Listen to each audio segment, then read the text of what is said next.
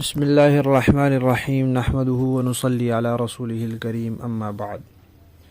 الاحسان academy کے تجوید course کے تیسرے سبق کا عنوان ہے حرکات اور حروف، چند قابل توجہ امور۔ حرکت کسے کہتے ہیں؟ زبر زیر پیش کو حرکت کہتے ہیں۔ ایک ہو تو حرکت، زیادہ ہو تو حرکات۔ اب ان کی ادائیگی کا طریقہ کیا ہے؟ زبر کو ادا کیا جاتا ہے کہ منہ سے انسان آواز نکالے اور منہ کو سامنے کی جانب کھولے۔ مثلا میں نے با کہنا ہے تو با زبر با، با، اب آواز نکل رہی ہے اور منہ سامنے کی جانب کھل رہا ہے۔ اور زیر کہتے ہیں منہ سے آواز نکلے اور منہ نیچے کی جانب جھکے۔ میں کہوں با زیر بی، بی، اب یہ سامنے کی جانب نہیں کھلا، یہ نیچے کی جانب جھکا ہے۔ اور پیش کہتے ہیں دونوں ہونٹوں کو گول کرنے سے، با پیش بو، بو۔ حرکت کے اندر عوامی غلطی کیا ہے؟ لوگ حرکات کو کھینچ دیتے ہیں۔ جب کھینچ دیتے ہیں تو وہ پھر اس میں ایک حرف کا اضافہ ہو جاتا ہے۔ مثلا میں نے کہنا تھا با پیش بو، تو میں اگر اس کو کھینچ کے کہوں تو وہ ہو جائے گا با پیش بو، تو یہ با پیش بو نہیں رہے گا، یہ با واو پیش بو ہو جائے گا یا با الٹا پیش بو ہو جائے گا۔ مثال دیکھیں لکھی ہوئی ہے قالا، قالا، کھینچوں گا تو قالا بن جائے گا۔ یقولو، کھینچوں گا تو یقولو۔ عذابی، کھینچوں گا تو یہ بن جائے گا عذابی، اور معنی بھی بدل جائے گا۔ دوسری عوامی غلطی ہے کہ حرکات کو لوگ مجہول ادا کرتے ہیں، یعنی جب واو یا پیش ادا کرتے ہیں تو ہونٹوں کو صحیح گول نہیں کرتے۔ تو جب گول نہیں کرتے تو وہ با پیش بو کے بجائے با پیش بو، وہ بو ہو جاتا ہے، یہ مجہول ہے۔ اردو میں اس کی مثال دیکھیں، ایک لفظ ہے شور اور ایک لفظ ہے دور۔ اب دیکھیں شور اور دور، دور میں کیسے صحیح ہونٹ گول ہو رہے ہیں اور شور میں نہیں صحیح طرح گول ہو رہے، کھلے ہوئے ہیں تھوڑے سے۔ تو شور جو ہے یہ مجہول کی مثال ہے اور دور جو ہے یہ معروف کی مثال ہے۔ اسی طرح یا کی مثال دیکھ لیں، ایک لفظ ہے نیل اور ایک لفظ ہے تیل۔ وہاں بھی یا ہے، یہاں بھی یا ہے، لیکن وہاں ہم اس کو نیل کر کے پڑھ رہے ہیں، یہ معروف ہے۔ قرآن پاک میں ایسے پڑھنی ہوتی ہے، یا تیل ایسے کر کے نہیں، ایسے نہیں پڑھنی ہوتی۔ اور تیسری عوامی غلطی یہ ہے کہ لوگ جب زبر ادا کرتے ہیں تو بعض دیہاتی لوگ منہ کو بہت زیادہ کھول دیتے ہیں، عالمین، اس کو تجوید والے کہتے ہیں فتحہ شدیدہ، یہ بھی ٹھیک نہیں ہے، اس سے بچنا چاہیے۔ اس کے بعد آگے ہے جی مشدد حرف، تشدید والا حرف، جس حرف پر شد ہوتی ہے، تشدید ہوتی ہے، وہ اصل میں دو حرف ہوتے ہیں۔ پہلا حرف ان میں سے ساکن ہوتا ہے، دوسرا متحرک ہوتا ہے، یعنی دوسرے پر زبر زیر پیش کوئی چیز ہوتی ہے، تو دونوں کو ملا کر ایک حرف بن جاتا ہے اور اس کے اوپر شد لگا دیتے ہیں، اس کو کہتے ہیں مشدد حرف۔ مثال ہے جیسے تا با زبر تب، با زبر با، اب دونوں کو ملایا تو بن گیا تب با، تو یہ جو شد والی با ہے اس کے نیچے اصل میں دو با ہیں، تو پھر اس کو ادائیگی کے وقت بھی دو با جتنا وقت اس میں لگتا ہے۔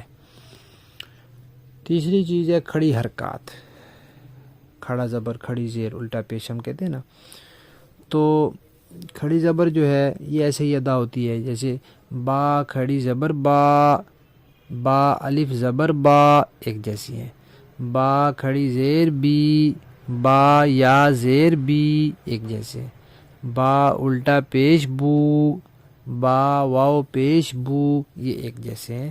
تو جیسے الف واو یا کے ساتھ حروف ادا ہوتے ہیں ایسے ہی کھڑی زبر کے ساتھ ادا ہوتے ہیں۔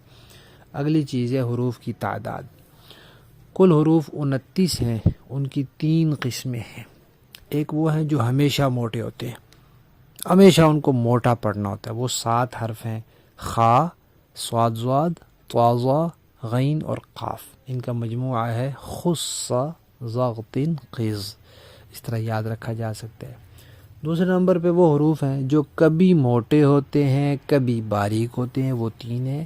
ایک الف، دوسرا لفظ اللہ کا لام، عام لام نہیں، صرف لفظ اللہ کا لام، تیسرا را۔ یہ 3 حروف ہیں جو کبھی موٹے ہوتے ہیں کبھی باریک ہوتے ہیں، تفصیل آگے پڑھیں گے۔ اس کے علاوہ باقی جتنے بھی حروف ہیں وہ ہمیشہ باریک ہوتے ہیں، تو یہ 3 قسمیں ہو گئی۔ ایک وہ حروف جو ہمیشہ موٹے ہوتے ہیں وہ 7 ہیں، جو کبھی موٹے اور کبھی باریک ہوتے ہیں وہ 3 ہیں، اور جو ہمیشہ باریک ہوتے ہیں وہ 19 ہیں۔ اگلی بات ہے جی حرف کو موٹا کرنے کا طریقہ۔ انسان کی جو زبان ہوتی ہے، اس زبان کا جو اوپر والا درمیان کا حصہ ہوتا ہے، یہ حصہ جب اوپر کے تالو کے ساتھ لگا دیا جائے تو حرف موٹا ہو جاتا ہے۔ جیسے اللہ، اللہ کہوں گا تو صرف زبان کی نوک لگ رہی ہے، اور جب میں اللہ کہوں گا تو زبان کا درمیان والا حصہ اوپر لگ رہا ہے۔ اچھا جی، اگلی چیز ہے حروف مقطعات۔ قرآن پاک میں کچھ حروف سورتوں کے شروع میں آتے ہیں جو الگ الگ پڑھے جاتے ہیں، جیسے یاسین، طاسین، الف لام میم۔ یہ تو ان کو پڑھنے کا طریقہ یہ ہے کہ جیسے علم، علم ترا میں بھی علم لکھا ہوا ہے، الف لام میم میں بھی علم لکھا ہوا ہے، لیکن وہاں علم پڑھا جاتا ہے، یہاں علم نہیں پڑھا جاتا۔ الف الگ پڑھا جاتا ہے، لام الگ پڑھا جاتا ہے، میم الگ پڑھا جاتا ہے۔ یوں پڑھتے ہیں الف لام میم۔ اچھا جی، حروف کے حوالے سے عوامی غلطیاں کیا ہیں؟ ایک تو جو موٹے حروف ہوتے ہیں ان کی ادائیگی کے وقت لوگ ہونٹوں کو گول کر دیتے ہیں، تو رحمہ یہ کر دیتے ہیں، یہ غلط ہے، ایسا نہیں ہونا چاہیے۔ دوسرا یہ کہ جب واو ادا کرتے ہیں نا لوگ، تو اس کو اوپر کے دانت نیچے کے ہونٹوں سے لگا دیتے ہیں، واو واو واہ واہ، ایسے یہ نہیں۔ واو جو ہے وہ ہونٹوں کو گول کر کے ادا ہوتی ہے، واو۔ تیسرا، بعض لوگ عین ادا کرتے ہیں نا تو اس میں بہت تکلف سے کام لیتے ہیں، تو ایسے لگتا ہے جیسے گلا گھونٹا گیا ہے، عین۔ اتنا زیادہ بھی اس کو تکلف نہیں کرنا چاہیے۔ چوتھی بات یہ ہے کہ جو ہا ہے، 2 چشمی ہا، 2 آنکھوں والی ہا، لاہور والی ہا، اس ہا کو جب ادا کرتے ہیں تو پورا سینہ ہلا دیتے ہیں، حالانکہ ہا جو ہے وہ سینے سے نہیں ادا ہوتی، حلق کے آخری حصے سے۔ وہ حصہ سینے کی طرف والا ہے، سینے سے ملا ہوا ہے، لیکن بہرحال سینے سے ہا نہیں ادا ہوتی۔ اللہ، پورے سینے کو ہلا دیتے ہیں اور سینے کا سارا زور لگا دیتے ہیں، یہ ٹھیک نہیں ہے۔ اور 5ویں نمبر پہ جو ہے یہ بہت اہم بات ہے اور بہت زیادہ لوگ اس میں غلطی کرتے ہیں، 2 حرف ہیں، ایک ہے ذال اور ایک ہے ثا۔ ان دونوں حرفوں کی ادائیگی کے وقت اوپر نیچے کے دانت مل جاتے ہیں، جب دانت مل جاتے ہیں تو وہ ذال جو ہے وہ زا بن جاتا ہے اور جو ثا ہے وہ سین بن جاتا ہے۔ میں نے کہنا ہے ثواب تو میں دانتوں کو ملا دوں گا، وہ بن جائے گا ثواب۔ میں نے کہنا ہے ذالک اور میں دانتوں کو ملا دوں گا تو وہ بن جائے گا ذالک۔ تو ذال، دال یہ ذال اور ثا، ان کو آپ نے بہت زیادہ، یہ حروف آتے بھی بہت ہیں قرآن پاک میں، ذال بہت زیادہ آتا ہے، تو ان کی ادائیگی کے وقت آپ نے یاد رکھنا ہے کہ اوپر نیچے کے دانت ملے نہیں آپس میں، زبان کی نوک ان کے درمیان آئے۔ اگلی بات ہے جی، کچھ حروف ایسے ہیں جن کی آواز آپس میں ملتی جلتی ہے، تو انہیں دھیان سے پڑھنا چاہیے۔ مثلا تا اور طا ہے، اسی طرح ثا اور سین ہے، ہا اور ہا ہے، ذال اور زا ہے، سین صاد ہے۔ اب جو تمرین ہوگی آج کی اس میں ہم ان حروف کو کہلوائیں گے انشاءاللہ۔ اور آخری بات ہے الف اور حمزہ۔ اردو میں حمزہ جو ہے ہم اس طرح لکھتے ہیں جو قاعدے کے آخر میں آتا ہے یا کے پاس۔